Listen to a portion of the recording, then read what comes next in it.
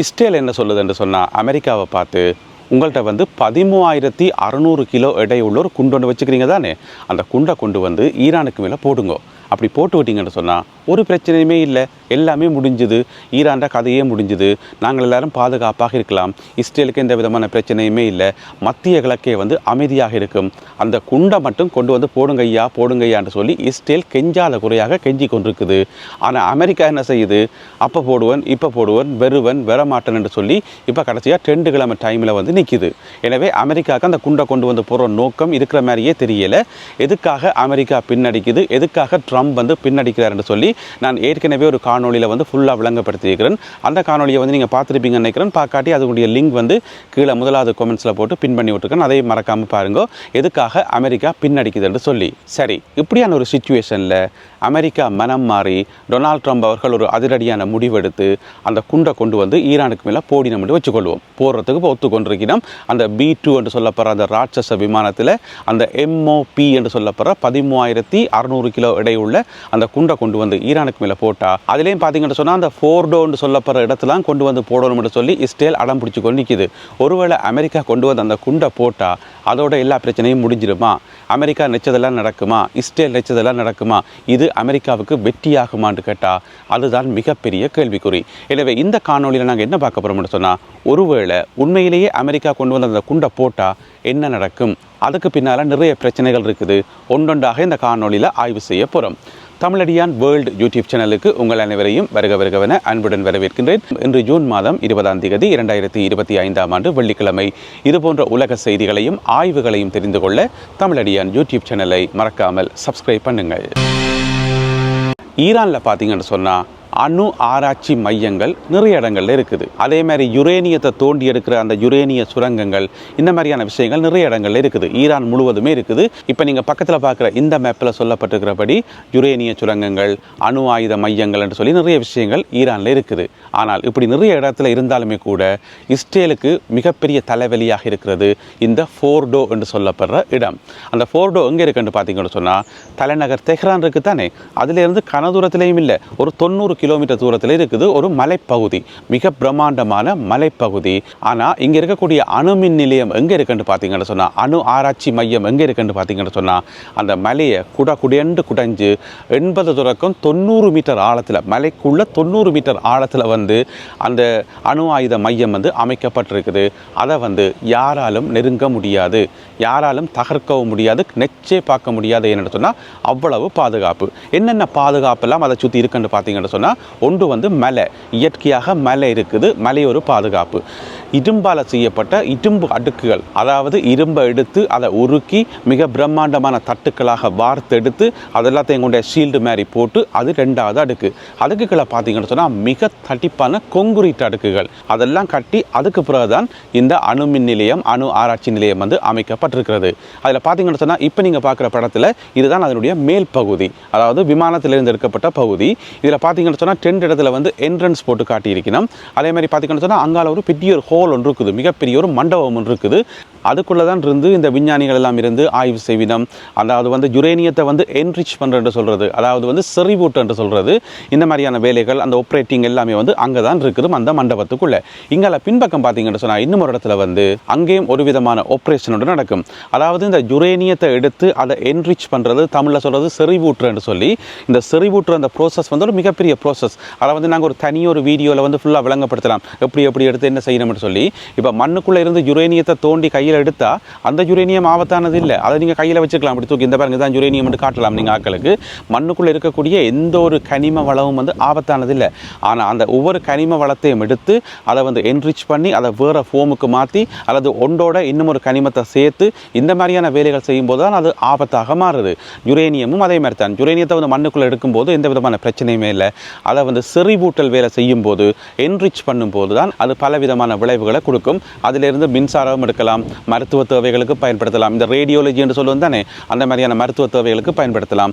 அதே போல் அணுகுண்டும் தயாரிக்கலாம். சுருக்கமாக சொல்ல போனால் ஆக்கத்துக்கும் பயன்படுத்தலாம், அழிவுக்கும் பயன்படுத்தலாம். இதுதான் அந்த சுருக்கமான கதை. எனவே அந்த யுரேனியத்தை வந்து என்ரிச் பண்ணுறதுல வந்து நிறைய ப்ராசஸ் இருக்குது. அதில் ஒன்று தான் வந்து சென்ட்ரிஃபியூஜ் என்று சொல்கிறது. அந்த சென்ட்ரிஃபியூஜ் நடக்கிற, அதுக்கு தமிழ் எனக்கு தெரியலை உண்மையில். சென்ட்ரிஃபியூஜ் என்னன்னு சொல்லி குலுக்கிறது கலக்கிறதுன்னு சொல்லலாம் நாங்கள் வேணுமெண்டா. அப்படி சென்ட்ரிஃபியூஜ் பண்ணப்படுற ஒரு இடம் தான் இந்த பின்னுக்கு இருக்கிற இடம். இதில் பார்த்தீங்கன்னு சொன்னால் சென்ட்ரிஃபியூஜ் வந்து இந்த பெரிய பெரிய ராட்சச குடுவைகளுக்குள்ளே வச்சு செய்யப்படும், பெரிய பெரிய டியூப்புகளை வச்சு செய்யப்படும். இந்த மாதிரியான டியூப்புகள் வந்து இங்கே 1000 தொடக்கம் 1500 வரையான டியூப்ஸ் வந்து இந்த மலை அடிவாரத்துக்குள்ளே இந்த ஃபோட்டோவில் இருக்குன்னு சொல்லி சொல்லப்படுகிறது. அப்போ உலக நாடுகள் கேட்குது, அமெரிக்கா கேட்குது, மற்ற நாடுகள் கேட்குது, எதுக்காக உங்களுக்கு 1000 தொடக்கம் 1500 வரைக்கும்? இதை பார்த்தா நோமலாக தெரியலையே, சாதாரண மருத்துவ தேவைக்கோ வேறு தேவைகளுக்கோ பயன்படுத்த மாதிரி தெரியலைன்றதான் வேண்டிய பிரச்சனை. ஆனால் ஈரான் என்ன சொல்லுது, இல்லை நாங்கள் அணுகுண்டு தயாரிக்கலை, அப்படியான நோக்கம் எங்களுக்கு இல்லை. இது வந்து முழுக்க முழுக்க நல்ல தேவைக்காக, மின்சாரத்தை உற்பத்தி செய்கிறதுக்காகவும் மருத்துவ தேவைக்காகவும் தான் நாங்கள் இந்த ஆய்வுகளை செய்கிறோம். நாங்கள் யுரேனியத்தை எடுத்து பிரிக்கிறோமே தவிர வேறு எந்த விதமான நோக்கமும் எங்களுக்கு இல்லை என்று சொல்லி ஈரான் தொடர்ந்து சொல்லி கொண்டு வருது. இப்போ இவ்வளவு பாதுகாப்பாக இவ்வளவு பத்திரமாக வைக்கப்பட்டிருக்கிற அந்த ஃபோர்டோ அணு ஆராய்ச்சி நிலையத்தை தாக்குறேன்னு சொன்னால் அது அமெரிக்காவால் தான் முடியும் என்று சொல்லி உலகத்தில் இருக்கக்கூடிய எல்லாருமே ஒப்புக்கொண்ட விஷயம். அமெரிக்காவால் முடியுமான்றது பெரிய கேள்விக்குறி. ஆனால் இப்போதைக்கு அமெரிக்காவால் மட்டும்தான் முடியுமென்றது ஒரு விதமான கருதுகோள். ஏனென்று சொன்னால் அமெரிக்காட்ட இருக்கக்கூடிய MOP என்று சொல்லப்படுற ஒரு வகையான குண்டு, அந்த MOP குண்டு வந்து ஒவ்வொன்றும் வந்து 13,600 கிலோ எடை கொண்ட ராட்சச குண்டுகள். அதனுடைய சிறப்பியல்பே வந்து எவ்வளவு கடினமான பகுதியே வந்து அது நிலப்பகுதியாக இருக்கலாம் அல்லது ஒரு சுவராக இருக்கலாம், எவ்வளவு கடினமான கொங்குரீட்டான இரும்பாக இருக்கலாம், எதுவாக இருந்தாலும் அதை துளைச்சு கொண்டு போகும். ஆனால் எவ்வளவு தூரத்துக்கு துளைச்சு கொண்டு போகும் என்று பார்த்தீங்கன்னு சொன்னால் ஒரு 60-61 மீட்டர் வரைக்கும் துளைச்சு கொண்டு போகும் என்று சொல்லப்படுது. ஆனால் ஈரானுடைய அந்த அணு ஆராய்ச்சி நிலையம் வந்து 80 தொடக்கம் 90 மீட்டர் ஆழத்தில் இருக்குது. அப்போ மிச்சத்துக்கு என்ன செய்கிறது என்று கேட்டிங்கன்னு சொன்னால் அதுக்கு என்ன சொல்லப்படுதுன்னு சொன்னால் தொடர்ச்சியாக பல குண்டுகளை அடுத்தடுத்து பல குண்டுகளை தொடர்ந்து ஏவிக்கொண்டு இருந்தால் ஒரு குண்டு போயிட்டு 61 மீட்டர் ஆழத்துக்கு போகாமல் இருந்தால் அதுக்கு பிறகு போகிற மற்ற குண்டுகள் அது இன்னும் ஆழத்துக்கு போயிட்டு அப்படி தாக்க முடியும் என்று சொல்லி சொல்லப்படுது. ஆனால் அது அவ்வளவு இலகுவானதா என்று பார்த்தீங்கன்னு சொன்னால் அதுதான் இல்லை. ஏன்னு சொன்னால் இந்த மலையினுடைய உச்சியில் பல இடங்களில் வந்து ரகசியமான முறையில் நிறைய விமான எதிர்ப்பு ஏவுகணைகளை வான் பாதுகாப்பு பொறிமுறைகளையும் வந்து ரகசியமாக நிறுவி இருக்கிறது ஈரான் என்று சொல்லி சொல்லப்படுகிறது. என்ன பிரச்சனை என்று சொன்னால் அங்கே இருக்கக்கூடிய சரியான ஃபெசிலிட்டிஸ் என்னென்னலாம் ஈரான் வச்சிருக்குது, எப்படியெல்லாம் இன்னும் பாதுகாக்குது என்று சொல்லி சரியான புலனாய்வு அறிக்கை வந்து அமெரிக்காவிட்டையோ இஸ்ரேலிட்டையோ இல்லை என்று சொல்லி சொல்லப்படுகிறது. அதுதான் இங்கே இருக்கக்கூடிய பிரச்சனை. ஒரு இடத்துல போய் தாக்குதல் நடத்த போறீங்கன்னு சொன்னால் அதை பற்றின ஃபுல் ரிப்போர்ட் எடுக்கணும். முதல்ல A to Z ஃபுல்லாக அப்படியே உள்ளங்கையில் இருக்கணும். அதாவது நீங்கள் கண்ணை மூடினா கூட மனக்கண்ணில் அந்த கேம்ப் ஃபுல்லாக வரணும், எங்கெங்கே என்னென்ன இருக்குதுன்னு சொல்லி அப்படியே மனக்கண்ணில் வரணும். அதுக்கு பிறகு தான் அந்த தாக்குதலை நடத்த முடியும். இதுதான் சாதாரணமாக உலகம் முழுக்க நடக்கிற ஒரு நடைமுறை. எனவே அப்படி இருக்கும்போது இந்த ஃபோட்டோவை சுற்றி உண்மையிலே என்னதான் இருக்குது, வேறு என்னென்ன மர்மங்கள் எல்லாம் இருக்குன்றது அமெரிக்காவுக்கோ இஸ்ரேலுக்கோ தெரியாதுன்றதான் இங்கே இருக்கக்கூடிய ஆச்சரியமான விஷயம். இன்னொரு விஷயம் சொல்லப்படுது, இந்த ஃபோர்டோ அணு மின் நிலையம் வந்து மிகவும் பாதுகாப்பானது, வெளி உலகத்துடன் எந்த விதமான தொடர்பும் கிடையாது. இங்கே வேலை செய்யக்கூடிய அணு விஞ்ஞானிகள் தொடக்கம் சாதாரண ஊழியர்கள் இருந்து பாதுகாப்பு படையினர்ல இருந்து எவருக்குமே வந்து வெளி உலக தொடர்பு கிடையாது. அதாவது இந்த இணைய வழியாக ஊடுருவுறது, ஹேக் பண்ணுறது அல்லது வந்து ஏதாவது ஸ்பாம் மெயில்களை அனுப்புறது, இந்த மாதிரியான வேலைகள் எதுவுமே செய்ய முடியாது. ஏன்னு சொன்னால் அங்கே பாவிக்கப்படுற இணையதளம் இருக்குதான இன்டர்நெட், அது வந்து செப்பரேட் லைன் என்று சொல்லி சொல்லப்படுகிறது. அதுக்கண்டே உருவாக்கப்பட்ட செப்பரேட் இன்டர்நெட், அது வந்து வெளி உலகத்தோட எந்த வகையிலையும் தொடர்பு இல்லை. இப்போ ஸ்டார்லிங்கோ அல்லது வேறு சேட்டலைட் லைனோ எதனாலையும் வந்து அதை டிடெக்ட் பண்ண முடியாதுன்னு சொல்லி சொல்லப்படுகிறது. அதோட எந்த நேரத்திலையும் எப்போவுமே தடைப்படாத நிரந்தரமான மின்சார வசதி வந்து அங்கே ஏற்பாடு செய்யப்பட்டிருக்குது. ஒற்றுபோதுமே மின்சாரம் தடைப்படாது. அது மட்டும் இல்லாமல் நல்ல காற்றோட வசதிகள், வென்டிலேஷன்ஸ் மற்றும் அவசரத்துக்கு வெளியில் போகிறதுக்கு எமர்ஜென்சி எக்ஸிட்னு சொல்லி ஏராளமான நவீன வசதிகள் அங்கே இருப்பதாக சொல்லப்படுது. இந்த தகவல்கள் எல்லாத்தையும் கண்டுபிடிச்சதை வந்து அமெரிக்கா, பிரித்தானியா, பிரான்ஸ், இஸ்ரேல் மாதிரியான நாடுகளினுடைய உளவு அமைப்புகள் தான். அவர்கள் கண்டுபிடிச்சு சொன்ன தகவல்கள் தான் இதெல்லாமே தவிர மற்றபடி இது வந்து கற்பனையில் சொல்லப்படுற தகவல்கள் கிடையாது. இதுலேயும் பார்த்தீங்கன்னு சொன்னால் இது நீண்ட காலத்துக்கு முதலே வந்து இதில் வந்து அணு மின் நிலையம், அணு ஆராய்ச்சி நிலையம் வந்து அமைக்கப்பட்டு உள்ளுக்குள்ளால வேலை நடந்து இருந்தது. ஆனால் வெளி உலகத்துக்கு தெரியாது, யாருக்குமே தெரியாது. பிறகு 2009ஆம் ஆண்டில் அமெரிக்காவும் பிரித்தானியாவும் பிரான்ஸும் இந்த 3 நாடுகளும் சேர்ந்த ஒரு புலனாய்வு கட்டமைப்பால் இது கண்டுபிடிக்கப்படுது. இந்த மாதிரி இந்த இடத்துல இப்படி ஒரு விஷயம் நடந்துருக்குன்னு சொல்லி இப்போ என்ன சொல்லி கொண்டிருக்கிறோம்னு சொன்னால் ஈரான் வந்து கிட்டத்தட்ட அணுகுண்டு தயாரிக்கிற கட்டத்துக்கு வந்துட்டுது. அந்த அளவுக்கு யுரேனியத்தை வந்து என்ரிச் பண்ணியிருக்குன்னு சொல்லி அந்த யுரேனியம் வந்து என்ரிச் பண்ணி கொண்டு போகைக்குள்ள, செறிவூட்டி கொண்டு போகைக்குள்ள ஒரு கட்டத்தில் வந்து ஒரு ஃபோம் ஒன்று வரும். அதை சொல்கிறது U-235 சொல்லி ஒரு வகை. U-235 யுரேனியத்தினுடைய ஒரு மேம்படுத்தப்பட்ட ஒரு வகை. அது வந்து உலகத்தில் வந்து எல்லா நாடுகளும் வச்சுக்கிறதுக்கு அனுமதி இல்லை. அதுலேயும் பார்த்தீங்கன்னு சொன்னால் அந்த U-235 வகை யுரேனியம், அந்த செறிவூட்டப்பட்ட யுரேனியம் வந்து 25 கிலோ இருந்தால் போதுமாம் ஒரு பெரிய அணுகுண்டு தயாரிக்கிறதுக்கு. எனவே ஈரான் வந்து அந்த ஒரு முயற்சியில் வந்து மும்முரமாக ஈடுபட்டிருக்குது.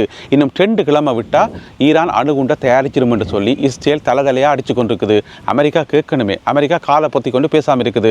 ஐயா எங்களை விட்டுருங்கன்னு அந்த பக்கமே விரையில் தேவையில்லாமல் ஈராக்கில் போய் அடி வாங்கினது காணாமல் இப்போ ஈரான்கிட்ட போயும் அடி வாங்கணுமா, எங்களை விட்டுடுங்க ராசான்னு சொல்லி. எனவே அமெரிக்கா வந்து ஈரானுடைய ஃபோர்டோவில் வந்து தாக்குதல் நடத்தினாலும் அதுக்கு அடித்தாலும் வெற்றி பெற முடியுமான்றது மிகப்பெரிய கேள்விக்குறி.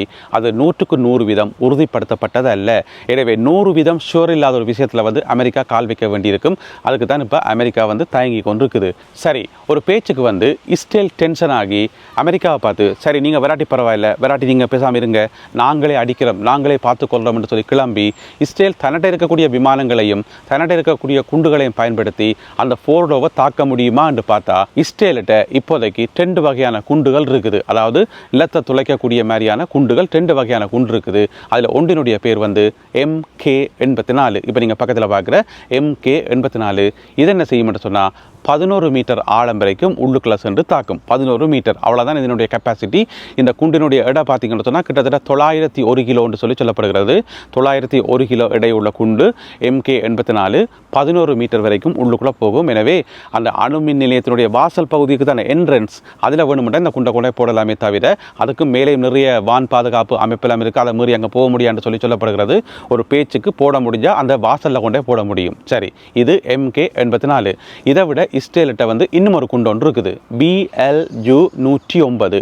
BLU-109 இது இன்னும் ஒரு குண்டு.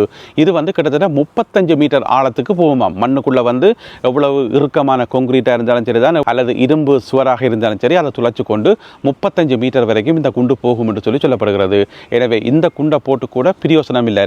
எனவே அமெரிக்காவே வந்து அடித்தாலுமே கூட இந்த ஃபோர்டோவை தகர்க்க முடியுமான்றது தான் இங்கே இருக்கக்கூடிய முக்கியமான கேள்வி. அதை விட முக்கியமானதும் ஆச்சரியமானதுமான கேள்வி என்று சொன்னால், இவ்வளவு பொருளாதார தடைகள், இவ்வளவு சர்வதேச நெருக்கடிகள், இவ்வளவு பிரச்சனைகளையும் சமாளித்து கொண்டு அதெல்லாத்தையும் தாங்கி கொண்டு ஈரானால் யாராலும் நெருங்க முடியாத ஒரு அணு ஆராய்ச்சி நிலையத்தை வந்து இப்படி உருவாக்க முடிஞ்சதுன்றது விடை தெரியாத ஆனால் மிகவும் ஆச்சரியமான ஒரு கேள்வி. இந்த காணொலியில் பகிர்ந்து கொள்ளப்பட்ட இந்த தகவல்கள் சம்பந்தமான உங்களுடைய கருத்துக்கள் என்ன என்பதை மறக்காமல் கீழே எழுதுங்கள். மீண்டும் மற்றொரு காணொலியில் உங்களை சந்திக்கின்றேன். அதுவரை நன்றி, வணக்கம்.